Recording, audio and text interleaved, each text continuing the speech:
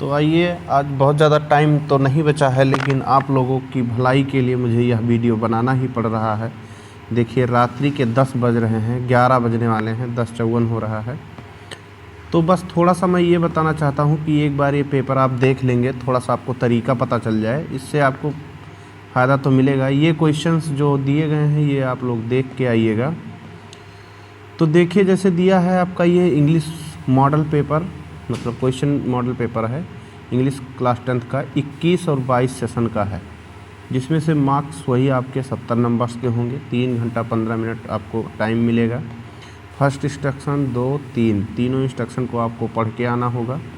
सबसे पहले जो आप लोग गलतियां करते हैं, बहुत सारे बच्चे गलती अभी भी कर रहे हैं, इतना सारा पेपर देने के बाद, लगभग 4 पेपर आप लोग दे चुके हैं, उसके बाद भी गलती हो रही है। तो इस गलती को सुधारें और देखें। जैसे देखिए, ये सेक्शन ए रीडिंग, मतलब आप पहले इसको क्या करेंगे, रीड करेंगे। इसे read the following passage carefully and answer the question given below. मतलब जो नीचे दिया गया है क्वेश्चन, इस क्वेश्चन के क्या देने हैं, आपको आंसर देने हैं, ठीक। लेकिन सबसे पहले आप इसको पैराग्राफ को केयरफुली पढ़ेंगे। तो केयरफुली लिखा है, dolphin are regarded as the friendliest the creatures in the sea and stories of them help following the sailors have been common since Roman. मतलब ये सारे पैराग्राफ आप पढ़ेंगे, उसके बाद उसी के आधार पर आंसर देंगे। तो हम जैसे बहुत ज़्यादा इस पर केयर नहीं कर रहे हैं, आप लोग इस पर केयर करके आइएगा, इसको पढ़ के आइएगा, क्योंकि टाइम बहुत ज़्यादा नहीं बचा है। टाइम की ही बारे में मैं चर्चा कर रहा हूँ। रीज़न ये है क्योंकि आप लोगों की वजह से मुझे इतनी रात को वीडियो बनाना पड़ रहा है। तो देखिए, जैसे इसमें दिया, what human quality do dolphins process according to the passage. मतलब पैसेज के अकॉर्डिंग में डॉल्फिन जो हैं वो मतलब कैसे सेंसिबल, मतलब ह्यूमन के लिए कैसे वो होती हैं। तो यहाँ दिया है, जैसे आप इसको खोजेंगे, देखिए, regarded to frontline at the them and common the इतना। उसके बाद दिया है, जैसे इसमें से ही आपको आंसर खोजने पड़ेंगे, ठीक। तो जैसे मान लीजिए आपको जो पहले क्वेश्चंस का आंसर खोजना है, इसमें ह्यूमंस के लिए डॉल्फिन जो मतलब पोसेसिव लेके होती हैं, उस चीज़ के बारे में चर्चा किया गया है। तो इसी तरीके से आप आगे खोजेंगे। फिर दिया है, why do some people agree that man and the superior to dolphins. मतलब उससे सुपीरियर। अगला कहा, find out word in the passage which means perhaps. Find out the word in the passage which in the opposite of the inferior. Inferior का हो जाएगा आपका superior, ठीक। Superior का इन्फीरियर हो जाएगा। इसी तरीके से आपको सेक्शन बी से करना होगा। तो सेक्शन बी से आप जब करेंगे तो देखिए, write a letter to your friend to invite him on your birthday party, ठीक। मतलब उस लेटर को आपको लिखना है जो कि अपने फ्रेंड को आप अपने बर्थडे पार्टी पर क्या करें रहे, इनवाइट। दूसरा आर करके दिया, write an application to your principal for issuing transfer certificate. मतलब अपने क्लास का ट्रांसफ़र सर्टिफिकेट के लिए अपने प्रिंसिपल को क्या लिखना है, एक लेटर। अब लेटर में लिखना टू द प्रिंसिपल, जहाँ भी आप पढ़ते हैं, या XYZ जो भी हो, कोशिश करें नाम ना डालें, इन सब चीज़ों पर ज़्यादा ध्यान दें। अगला दिया है क्वेश्चन नंबर 3, लिखा है, write a report on the Republic Day celebration in our school in 60 to 80 words. ध्यान रहे, कुछ बच्चे क्या करते हैं, कहते हैं हमने 4 पेज में लिखा, 5 पेज में लिखा। इस चीज़ को बेटा ध्यान में रखिए कि 60 से 80 वर्ड में ही लिखें। इसके आसपास रहे 2-4 वर्ड या 1-2 लाइन इधर उधर करें। इससे ज़्यादा लिखने से आपके टाइम का नुकसान होता है और आदर्श सारे क्वेश्चन छूट जाते हैं। मिलना आपको 6 नंबर सही है, इससे टीचर चिढ़ जाते हैं। इससे ज़्यादा आप लिखोगे तो उनको ये लगेगा कि सिर्फ आपने जो टाइम इन्वेस्ट किया है इसी क्वेश्चन पर दिया है, क्योंकि ये चीज़ें होती हैं आपके थिंकिंग प्रोसेस के लिए कि आप कम से कम कंटेंट में कितनी अच्छी बातें लिख सकते हैं, ठीक। तो इस पर ज़्यादा टाइम मत दीजिए और ज़्यादा पेज लिखने की कोशिश मत करिए। यहाँ दिया है, school decoration, flag hosting ceremony, cultural program, speech by principal and other sweet distribution, ठीक। मतलब यहाँ से लेकर इन 60 वर्ड में आपको 60 to 80, मतलब इसीलिए दे दिया है कि 60 से 80 के बीच में होना चाहिए। ना तो 60 से कम होना चाहिए, ना तो 80 से ज़्यादा होना चाहिए, इसके बीच में ही रखिए। और इन सारे टॉपिकों पर आप चर्चा कीजिए, जो ये टॉपिक्स दिए गए हैं इन पर आपको चर्चा करना ही होगा, ठीक। इसीलिए ये दे दिया गया है कि school decoration, flag hosting, ceremony, cultural programming, speech by principal and other sweet distribution. Okay, जितने भी आर करके दिया है, write an article on the importance of morning walk in about 60 to 80। Means कह रहा है या 60 से 70 वर्ड में, या तो आप ये कर लीजिए या तो आर वाले ऑप्शन से देखिए। कह रहा है जो मतलब आर्टिकल लिखना है एक कि मॉर्निंग में वॉकिंग से आपके क्या फ़ायदे हैं, क्या इंपॉर्टेंस है उसका, ठीक। तो उसको आप हेडिंग डाल के लिखना होगा, introduction, fresh air, keep active and happy all day, good for studies and consult, मतलब कंक्लूजन जो भी हो कंक्लूजन ही लिखिए, ठीक। देखिए यही चीज़ आप जब इंटर में जाएंगे तो आर्टिकल जो प्रयोग करेगा इन हेडिंग का यूज नहीं रहेगा। अभी आप 10th में हैं इसलिए बाई हेडिंग किया जाता है कि बच्चे उतने मतलब मैच्योर नहीं हैं, तो इनको बाई हेडिंग दे दिया जाता है कि आप हेडिंग डाल के इस हेडिंग के बारे में चर्चा कीजिए। जैसे इंट्रोडक्शन जो आपको देना होगा वो क्या क्या वॉकिंग के मतलब वॉकिंग कैसे किया जाता है, क्या फ़ायदे हैं, मतलब इन सब चीज़ों को लिखिए। फिर फ्रेश एयर पर लिखिए, फ्रेश एयर हेडिंग डालिए, कैसे कैसे फ्रेश एयर मिलता है मॉर्निंग में, क्या क्या कहाँ कहाँ ज़्यादा। फिर keep active and happy all day, मतलब कौन कौन सी मतलब एक्टिविटी करके आप पूरे दिन कैसे एक्टिव रह सकते हैं। गुड फॉर स्टडीज, मतलब पढ़ने में किस प्रकार सहायक है। एंड कंक्लूजन कि मतलब इसको कैसे किया जाए, ठीक, कि बेटर हो सके। इसी प्रकार अब आएगा आपका सेक्शन सी। तो देखिए इसमें ध्यान दीजिएगा, ये चीज़ आपको बहुत बढ़िया नंबर दिला सकता है। या तो आप लेटर लिख लीजिए, या तो आप इसको, या तो प्रिंसिपल को ट्रांसफ़र सर्टिफिकेट लिख दीजिए। फिर या तो मतलब रिपब्लिक डे के बारे में सभी लोग बच्चों को लगभग नॉर्मल चीज़ें पता ही होती है, उन्हीं को सरल से सरल भाषा में लिख दीजिए, या तो आप इस पर लिख लीजिए। अगला आया आपका टॉपिक सेक्शन सी। अब सेक्शन सी से आप करेंगे, दिया है 4th number question, choose the correct option to answer the following question. उन्होंने कुछ क्वेश्चन दे रखा है जिसके आपको आंसर देने हैं, ठीक। जो 5 क्वेश्चन दिए गए हैं इसमें से, जो कि एक नंबर का एक क्वेश्चन होगा। दिया है choose the correct option on the answer. First दिया है the old man come to me identify the objective, मतलब इसमें ऑब्जेक्टिव क्या है, ठीक।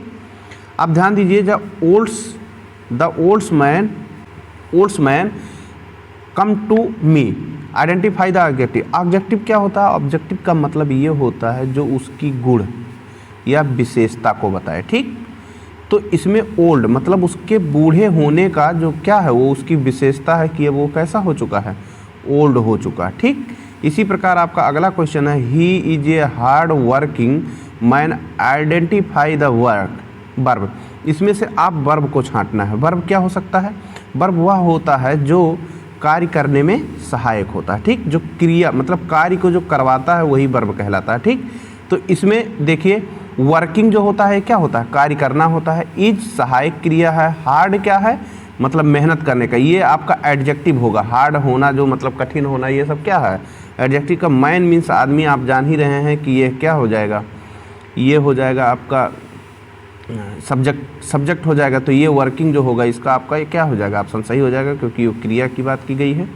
अगला देखते रहिए आप, ध्यान दीजिए। अगला क्वेश्चन कह रहा है नाउन। क्या करना है आपकी बार? आपको noun, the noun from the strong is, मतलब सबसे बेटर नाउन जो होगा इसमें से। अब इसमें से नाउन छांटना है तो ये हो जाएगा स्ट्रेंथ जो आपका बनेगा वो क्या हो जाएगा? ये हो जाएगा आपका विशेषण। स्ट्रांगली क्या हो जाएगा? स्ट्रांगली जो आपका बनेगा तो आपको इसमें से स्ट्रेंजर जो आपको ये मिलेगा, स्ट्रेंजर ये आपका नाउन शब्द होगा। ओके, आगे देखते हैं। He is worried the examination. He is worried on the examination, ठीक है। तो क्या हो जाएगा? On the examination. Worried in the examination, ठीक है। बाकी ये तीनों गलत हो जाएंगे, ये आपके सही हो जाएंगे। अगला देखिए, I will not go with you. I will not go with, तो देखिए इसमें क्या हो जाएगा? I will go with you, मतलब तो इसको किस में कन्वर्ट करना है? परफेक्ट टेंस में। अब परफेक्ट टेंस का जो सहायक वर्ब होते हैं, हेल्पिंग वर्ब होते हैं, वो क्या हो जाता है? थर्ड फॉर्म लगता है तो देखिए यहाँ गान शब्द है तो I had not gone with you. Okay, ये चीज़ें हो जाएंगी। अगला कह रहा है change the following as direct in the brackets, जो ब्रेकर्स में तो यहाँ कर लेंगे Hari told to me, Hari told to me why did you do it, मतलब क्या हो जाएगा, व्हाई के जगह पे एक क्वेश्चन वाले शब्द हैं तो इसको चेंज करके डायरेक्ट का why was not do you to, ये इस टाइप का कर लेंगे। फिर कह रहा who is writing a letter, who is writing a letter change into passive voice, मतलब इसमें हु इज राइटिंग तो लिखेंगे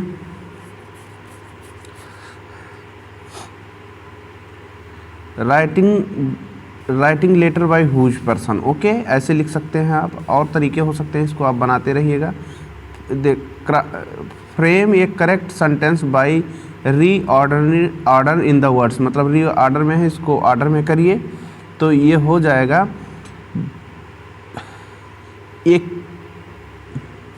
इसको ये king was great beautiful place by the built. ठीक, complete the spelling of the following words, तो इसमें से आपको वर्ड कंप्लीट करने होंगे तो ऑप्शंस बन जाएगा OBECIENCE ऑप्शंस। ठीक, तो OBEC आ जाएगा आपका, एक लेटर C आ जाएगा, CIE। ठीक, ENCE ऑप्शंस, ऑप्शंस में उपस्थिति होता है। ठीक, अब अगला करें translate the following into English.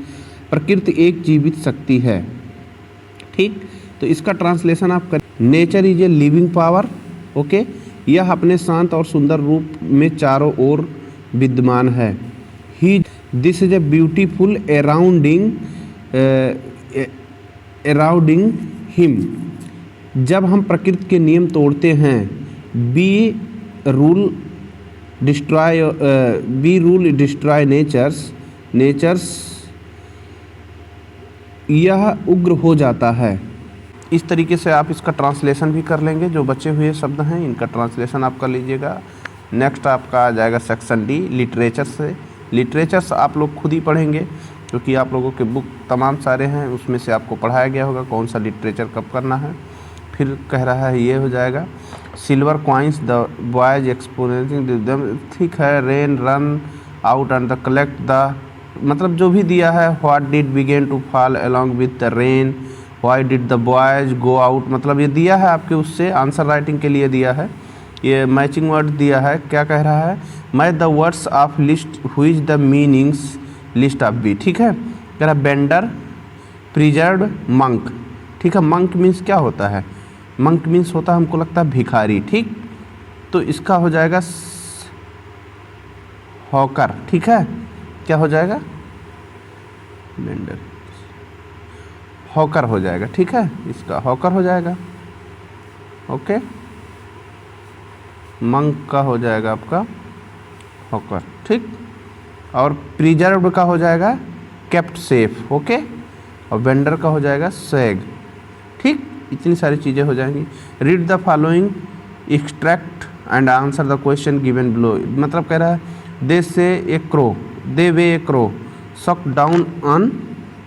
suck down on me the destruct of the snow from the हलकट। ठीक है, right the central idea of the, मतलब ये दिया है आपके लिटरेचर से, इसको आप पढ़ लीजिए। और यहाँ से देखिए select the most suitable alternative of the complete of the following sentence. ठीक, कह रहा है जो दिए गए हैं इसमें से आपको क्या करना, point out true and falls in the following statements. ये आपके लिटरेचर से है, इसको मुझे नहीं बताना था। और बी वाला पार्ट ये आपका मीनिंग वर्ड से है तो इसको बता देंगे। ये क्या हो जाएगा, इसमें आपका ये शॉपकीपर हो जाएगा। अगला क्या हो जाएगा, रामलाल इल्डेस्ट डॉटर वाज, क्या हो जाएगा सुलेखा। अगला क्या हो जाएगा आपका, बस। तो दोस्तों इस प्रकार आपका ये वीडियो कंप्लीट हुआ। इसमें से बहुत सारे क्वेश्चन हमने छोड़ रखे हैं, इसको आप प्लीज़ सही से देख के जाइए, आपके एग्ज़ाम में बहुत हेल्पफुल होने वाला है। और मेरे इस वीडियो को लाइक और सब्सक्राइब ज़रूर कीजिए। आपसे विनम्र निवेदन है कि मैं कुछ दिनों में आप लोगों को और अच्छे से मैथ और साइंस के क्वेश्चन को सॉल्व कराऊंगा, मैथ के म्यूजिक। इस प्रकार लाइक शेयर कमेंट ज़रूर करिए और हमारा वीडियो 1 मिलियन के आसपास पहुंचने वाला है। प्लीज़ आप भी उसमें सहयोग करिए। धन्यवाद यह वीडियो